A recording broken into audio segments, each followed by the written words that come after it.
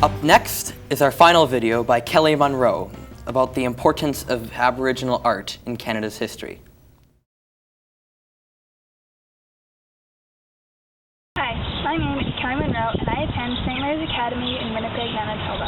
My project on Aboriginal art works to prove the point that Aboriginal art crafted with such care has had a positive impact on Canada's Aboriginal community. Aboriginal art is an important part of the Aboriginal culture in Canada as well.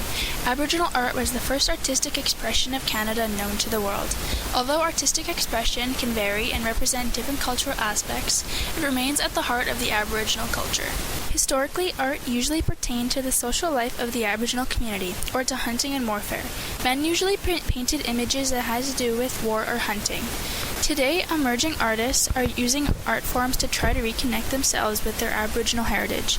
They are using personal experiences of discrimination, overcoming physical challenges, and alienation to create their unique works of art. Aboriginal art usually conveyed some level of spirituality.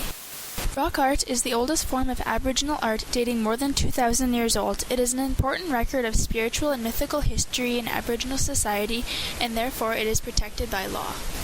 Totems are made for ceremonial and commemorative purposes. The original totem poles represent a form of native art in its original pure state, undisturbed by foreign influences. Beadwork has passed the test of time. Beads were originally made from many natural resources. Beads were treated as precious and used to decorate important items such as medicine bags and regalia. Presently, beadwork is seen on lighter cases, keychains, picture frames, and many other commercial items. Dreamcatchers were originally made for healing and spiritual purposes. Dreams have magical qualities with the ability to change their path in life. The dreamcatcher was used as a symbol of native unity and identity. The European influence and demand for art objects encouraged Aboriginals to make cheap replicas of an object that once had significant value to the Aboriginal community. The art was viewed as simplistic, repetitive, and at times as heathen graven images. As a result, post-contact art did not have the same meaning behind it and was not crafted with the same deliberate care as it once was.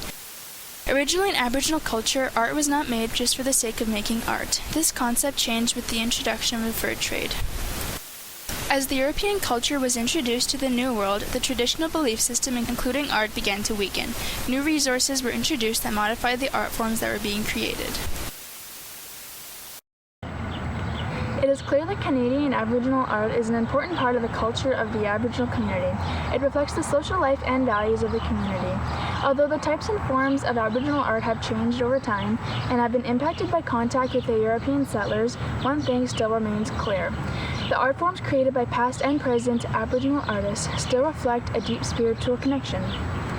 Their art at its purest form is being used today to help heal the Aboriginal nations and provide a sense of pride and accomplishment for the Aboriginal community as a whole.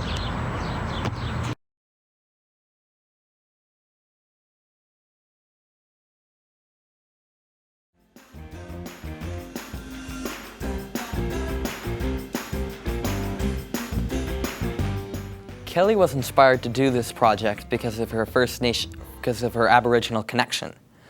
During her project, she had learned that Aboriginal art is an important tool in addressing social issues within communities. Today, many emerging artists use subjects such as discrimination and alienation to create their works of art.